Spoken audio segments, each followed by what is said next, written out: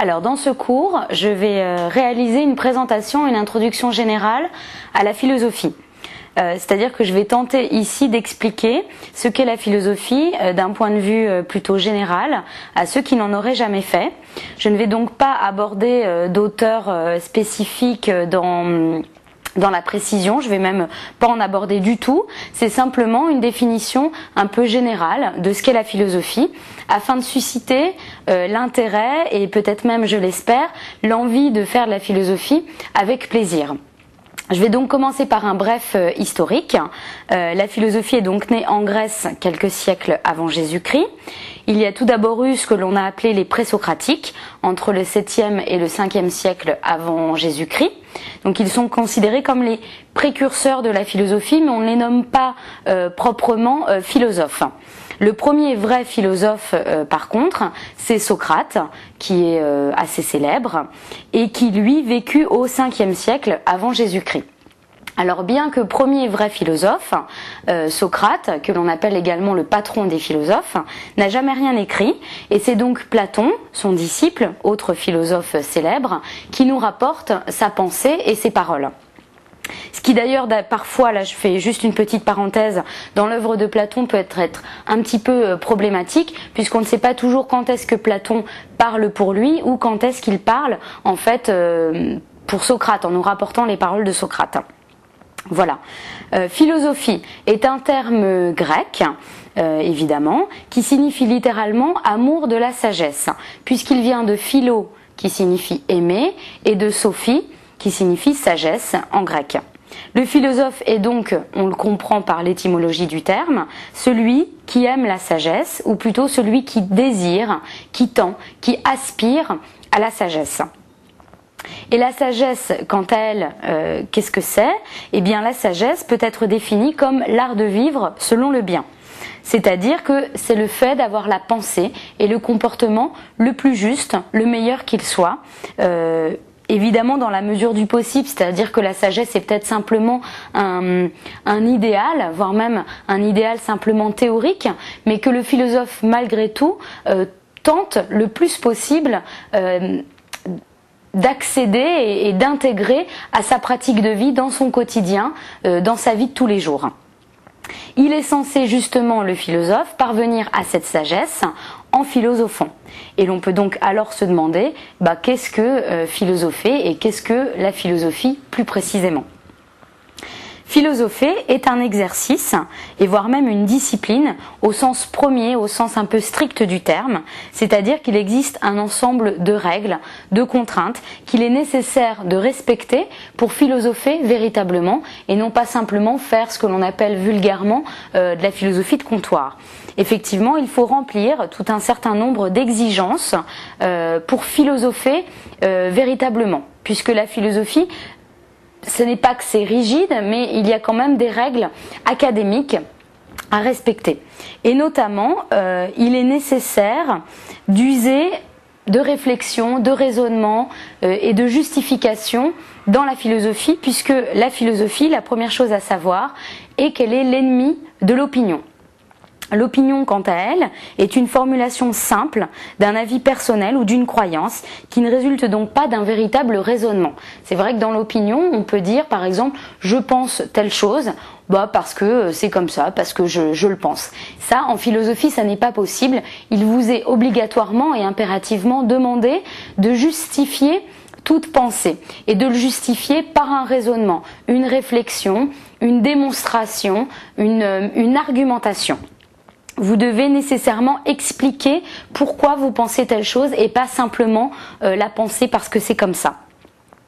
Donc philosopher, c'est avant tout, je le disais, raisonner, réfléchir, se poser des questions et tenter d'y répondre de manière cohérente et argumentée.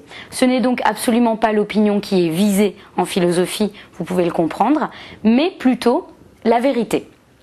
Et en cela, la philosophie peut apparaître comme proche de la science. Tout au moins en ce qui concerne le but, qui est donc cette vérité, mais également en ce qui concerne la démarche, puisque effectivement en science, on cherche à découvrir, à atteindre une vérité, mais pas de manière simple, mais au contraire en passant par une démarche rigide, complexe, une démarche logique, une enquête, on raisonne, on réfléchit, on tente aussi des expériences, enfin on passe par tout un raisonnement qui est censé mener à cette vérité. En philosophie, c'est la même chose. Dans les deux cas, on a une réelle quête de la vérité. On trouve également dans les deux disciplines, que ce soit la science ou la philosophie, des préoccupations communes, comme les questions liées aux origines de l'humanité et du monde, qui sont donc des préoccupations d'ordre existentiel ou métaphysique. Dans les deux disciplines, on tente de répondre à des questions comme par exemple comment le monde et les hommes ont été créés, y a-t-il un but précis au monde et à l'humanité? Comment cela fonctionne-t-il concrètement? Pourquoi les hommes sont sur Terre? Enfin, voilà, toutes ces questions. Y a-t-il une évolution dans tout cela? Donc un but, etc. Mais dans ces questions-là, la philosophie apparaît d'ailleurs non seulement comme proche de la science, mais également comme proche de la religion. Puisque, en effet, dans la religion aussi, on s'intéresse à ces questions liées aux origines du monde et de l'humanité. Toutefois, il y a une distinction entre la philosophie et la religion en ce qui concerne justement cette vérité, cette réponse qui est apportée dans chacune des disciplines. En effet, la réponse apportée par la religion est plutôt d'ordre dogmatique, tandis que ça n'est pas du tout le cas en philosophie. Le dogme est une vérité, mais une vérité qui est révélée, imposée, établie une fois pour toutes et que l'on ne peut en aucun cas discuter, critiquer, ni même remettre en question. Tandis que en philosophie, au contraire, il vous est permis de discuter, de critiquer, de remettre en question, de débattre au sujet d'une réponse apportée par une pensée ou par un auteur. Il vous est même possible en philosophie de tenter de refaire le chemin qui a permis de parvenir à cette réponse ou vérité apportée par une pensée ou par un auteur. Vous pouvez effectivement tenter de refaire ce chemin par votre propre réflexion et donc du coup aussi de discuter en disant bah oui mais non là à tel endroit il dit ça mais ça ne convient pas parce que par exemple l'argumentation ne convient pas ou la manière d'y parvenir ne convient pas. Évidemment pour se permettre de discuter il faut avoir un niveau quand même assez important mais vous avez le droit de le faire. Mais avant de faire cette discussion, il vous est demandé quand même de faire un effort de compréhension minimum quant à l'idée ou à la pensée qui vous est proposée. Tandis qu'en religion, on ne vous demande pas de faire un effort de compréhension, on vous impose la vérité comme telle. Et en aucun cas, il ne vous est demandé de refaire le chemin ou même de discuter. C'est donc la distinction entre religion et philosophie. On voit donc bien que, bien qu'ayant des préoccupations, un but commun et parfois même une démarche similaire, donc des préoccupations communes que ce soit religion, science, philosophie, un but commun, par exemple science et philosophie, ce but commun étant la vérité, ou une démarche similaire, là encore science, philosophie, cette démarche quasi scientifique, la philosophie en réalité n'est ni une religion, ni une science. Elle est même, on peut le dire, en fait plus vaste et moins hermétique que ces deux autres disciplines, puisqu'en philosophie on va aussi bien s'intéresser aux sciences, à la religion, mais aussi à l'art, à la politique ou à la morale, au bonheur commun et individuel. Quel est alors le but de la philosophie? Puisqu'on le voit, elle apporte différents types de réponses aux différents types de préoccupations qui l'intéressent, avec cette exigence de la vérité, mais dans quel but tout cela? Eh bien, le but du philosophe, et donc de la philosophie, comme nous l'avons dit précédemment, c'est la sagesse, à savoir l'art de vivre selon le bien. C'est pourquoi, afin de savoir ce qui est bien, il est nécessaire de connaître, dans la mesure du possible, ce qui est vrai, puisqu'en fait, en philosophie, les deux vont de pair. Et cette quête de la vérité, nous l'avons vu, passe par une démarche quasi scientifique dans laquelle s'exerce la raison, la réflexion, la logique, le questionnement et le discours cohérent et argumenté. Cependant, la philosophie n'est pas du tout qu'une pure théorie. Bien entendu, cette quête de la vérité qui est la sienne nécessite des connaissances tirées de l'intellect pur, c'est-à-dire raison, réflexion, déduction logique, intellect pur. Mais la philosophie nécessite également des connaissances tirées de l'expérience. C'est-à-dire que, par exemple, le philosophe se doit d'observer la vie, le monde, les hommes, le fonctionnement des êtres et des choses. Il doit observer le monde qui l'entoure. Il n'est pas simplement dans l'intellect pur, mais il est aussi ancré dans la réalité et dans l'observation du monde qui l'entoure. La philosophie est donc tout à la fois théorique et pratique, puisque en philosophant, on cherche à connaître non seulement une vérité d'ordre intellectuel, mais on cherche également une vérité d'ordre moral pour la pratique, pour la vie de tous les jours. On cherche à savoir ce qui est bien et ce qui est vrai également dans le faire, dans l'agir. La philosophie est donc tout à la fois une quête du vrai en théorie, mais également une quête du bien dans la pratique. Les deux allant justement de pair en philosophie, puisque le but n'est pas seulement de savoir ce qui est vrai et bien, d'avoir simplement des connaissances théoriques, intellectuelles, mais le but est également de faire et de réaliser dans la mesure du possible ce vrai et ce bien dans la pratique, dans sa vie de tous les jours. Toutefois, le philosophe n'est pas du tout un solitaire égoïste qui cherche le vrai et le bien seulement pour lui et pour sa vie personnelle. Le but de la philosophie est en effet, en quelque sorte, communautaire. Peut-être n'est-ce là encore qu'un idéal, mais c'est malgré tout l'un des buts poursuivis par la philosophie et donc par le philosophe que d'avoir un impact sur autrui et même sur la société d'un point de vue plus général. C'est pourquoi, notamment, la philosophie s'intéresse à la politique. Le but n'étant pas alors nécessairement de changer ce qui est, même si là encore ce serait sans doute l'idéal du philosophe et de la philosophie, mais cet idéal est-il réellement atteignable? Donc le but n'est pas nécessairement de changer ce qui est, mais tout au moins de comprendre et d'expliquer ce qui est.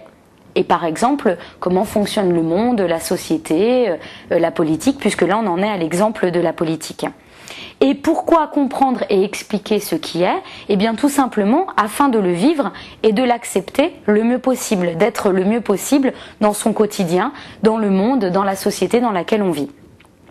Il ne faut pas oublier en effet que l'un des buts de la philosophie, si ce n'est peut-être même le premier but, est le bonheur individuel et collectif. Le bonheur qui va d'ailleurs de pair en philosophie avec la sagesse.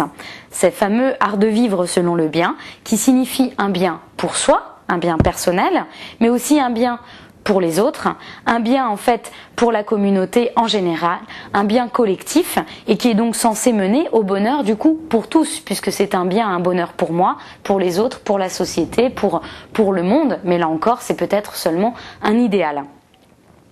On voit d'ailleurs en étudiant les différents auteurs de la philosophie que ce bonheur n'est pas tout à fait le même pour tous. Il n'est donc pas évident de répondre à la question du bonheur.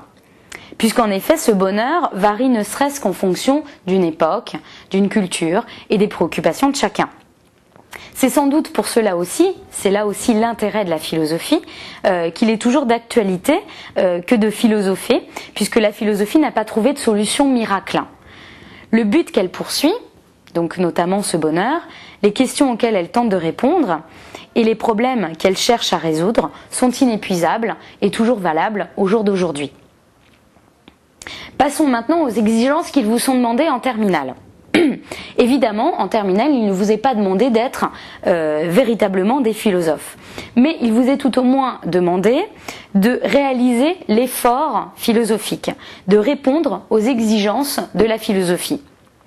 Ce qui revient du coup d'une certaine manière à être quand même des philosophes amateurs ou des philosophes en théorie, puisqu'il vous est demandé de répondre à certaines exigences, de vous contraindre à certaines règles académiques et quelque peu rigides qui appartiennent à la philosophie.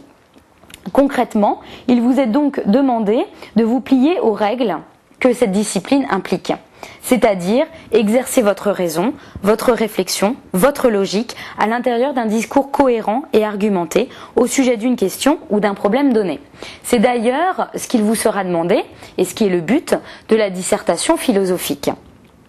Il vous sera également demandé de connaître certains auteurs de la philosophie, ceux, pas tous parce qu'il y en a beaucoup, mais tout au moins quelques-uns qui sont au programme de philosophie en terminale. Ces auteurs, l'intérêt de connaître ces auteurs est non seulement parce qu'ils vous apportent une connaissance en soi, une certaine culture, mais aussi et surtout parce qu'ils sont là pour vous aider. Ils sont comme, si vous voulez, des modèles de pensée parfaite. Ils vous apportent donc à ce titre de nouvelles formes d'idées, une nouvelle réflexion et vous montrent comment argumenter de manière cohérente et logique. Ils sont des modèles pour vous. Ce qui ne veut pas dire que vous n'avez pas le droit de discuter leurs idées, mais avant de débattre avec les auteurs, vous devez fournir un effort nécessaire de compréhension quant à leurs pensées, à leurs idées et à la vérité ou aux vérités auxquelles ils tentent de parvenir. Vous devez comme adhérer à ce qu'ils disent et ensuite seulement vous pourrez vous permettre de ne pas être en accord avec leurs pensées.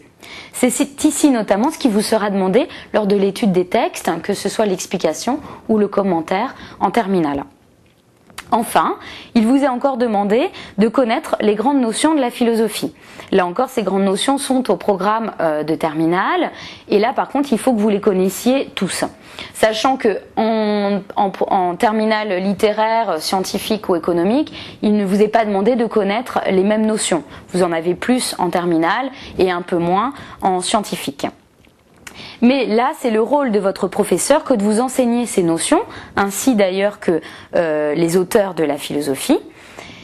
Et là encore, connaître ces grandes notions, comme les auteurs, c'est à la fois pour la connaissance en soi qu'ils représentent pour vous, mais également parce que, en quelque sorte, c'est une aide. On vous donne des billes, en fait, pour exercer votre propre réflexion qui s'exercera là encore, lors de la dissertation ou de l'étude des textes.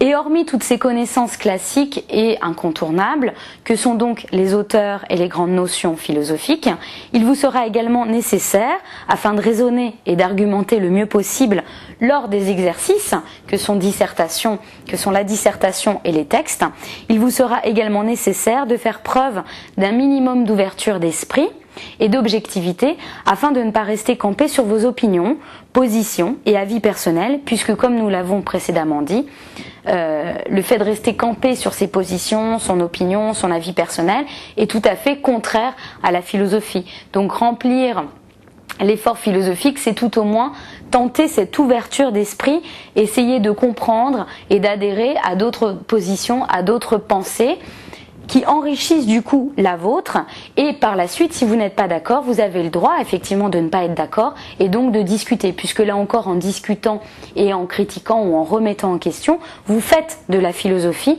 vous remplissez cet effort philosophique tant que c'est à l'intérieur de ces garde-fous que sont la raison, la réflexion, la logique, la démonstration, l'argumentation et le discours cohérent.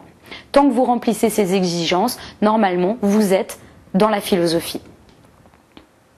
Voilà, nous avons donc vu que la philosophie est une discipline particulière qui nécessite l'usage de la raison, de la réflexion, de la logique à l'intérieur d'un discours cohérent et argumenté. Nous avons vu également que cette discipline nécessitait des connaissances précises, à la fois théoriques, comme les auteurs et les notions philosophiques, notamment au programme de terminale, mais aussi des connaissances pratiques qui passent par l'observation du monde, des hommes, de la société, etc. Et enfin, j'ai également insisté sur le fait qu'il vous était demandé un état d'esprit adéquat qui, quant à lui, nécessite une certaine ouverture d'esprit, justement, mais aussi un effort d'objectivité et de bonne volonté. Toutes ces exigences étant alors requises par la philosophie, puisque comme nous l'avons vu, son but est de s'approcher dans la mesure du possible au plus près du vrai et du bien pour tous. Et cette quête de la vérité passe nécessairement par des règles et des contraintes auxquelles il faut se plier. Et une fois découvert ce vrai et ce bien, le but ultime, en quelque sorte, de la philosophie est de le diffuser, de le partager et d'en discuter avec les autres et d'avoir dans la mesure du possible cet impact sur sa vie tout d'abord, sur soi, mais aussi sur éventuellement la vie des autres, qui passe par la discussion, par l'échange, le partage au sujet de certaines découvertes et dans la mesure du possible aussi un impact du coup sur la société et le monde qui nous entoure. Voilà donc pour l'introduction et la présentation générale à la philosophie.